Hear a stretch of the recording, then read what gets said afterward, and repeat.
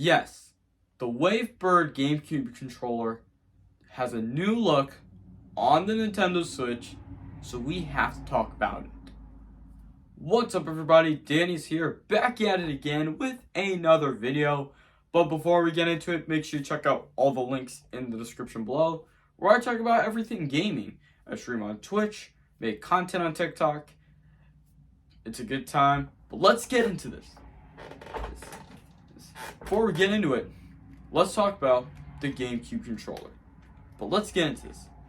Now, the GameCube controller has a new look. We talk about the Wavebird GameCube controller. The Wavebird one, yes. And now, the Wavebird is like a wireless GameCube controller without these wires hanging. But the wired GameCube controller is this, the wired one. The wired one's annoying. Or it's like this. And I know Nintendo started off with the NES, but with a wired controller, with the wired one, with the Super Nintendo, N64, and the GameCube. But what we gotta talk about the Wavebird GameCube controller, it kind of makes sense though, with these Joy Con controllers. They made this, compare it. And I know it's easier to think when you see the difference of the GameCube and the Nintendo Switch Joy-Con controllers. We see that the GameCube controller is like a Hori Joy Con drift, but when you compare it to the Nintendo Switch Pro controller, now I actually know this is a Power 8 wired controller. See, it matches and compares, but when you actually think of this, let's start this off. See, now we gotta talk about this. Now, we're honestly gonna think of this. So, here is the GameCube controller. This is a left Joy-Con, and this is the right Joy-Con. What do you think? Well, it actually seems like this is a difference. It is like a Hori Joy-Con where you like play like this. I think a Hori Joy-Con controller, I mean, with the new Wavebird controller, has no drift, just like the Hori Joy-Con drift. And so, Joy-Con drift is one of the biggest issues with the Nintendo Switch, because everyone's having a bad time for everyone all around it with the Joy-Con controllers. And now this is the number one reason why they have to fix this. But if you call Nintendo to fix these Joy-Con controllers, they'll not give it back to you until for the longest day. Because I think the Wavebird GameCube controller without the drift is a massive success. And now I've talked about everything gaming on TikTok, and I posted that about the Wavebird GameCube controller. You guys want to check it out? The link is in the description below.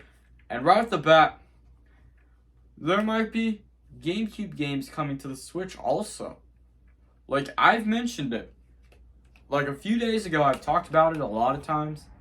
But this, as a Joy-Con controller. Enough said, but as much as I hate to admit it, still need Wind Waker on the Switch. There is Tears of the Kingdom that's coming out in like 4 more months, and the Super Mario Brothers movie coming out in 3 more months, which is what I'm quite excited for. But the GameCube controller is with like the A and B, which would be the N64 though.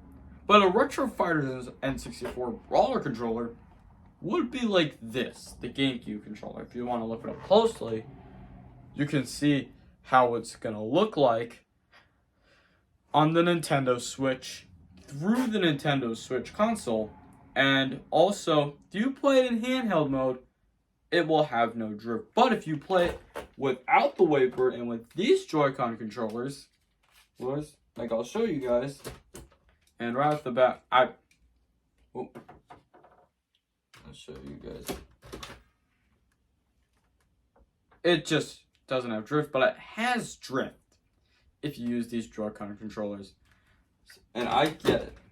Use this. The Wavebird Joy-Con GameCube controllers. You have to use this in order to use the brand new Wavebird controller. And right off the bat, time to talk about GameCube games. And I've been starting off with this recently, but there's tons of GameCube games. We already have Super Mario Sunshine. already in Mario 3D All-Stars, but that makes sense, guys. That makes sense. And I know we're going up against that recently, but I think it's just... I think the GameCube controller, the Wavebird one, would be a perfect fit on the Switch. The Joy-Con controllers look pretty good. I know you see this as a difference now. And now right off the bat, if you made it this far, thank you so much for watching. Let me know if you're going to get the Wavebird GameCube controller or not, because I think it will have 0% no drift as the Hori Joy Con controllers. But anyways, that's about it for right now. If you guys made it this far, thank you so much for watching. Keep on gaming. Leave a comment. Let me know what you think. Subscribe if you're new. And I'll see you all next time.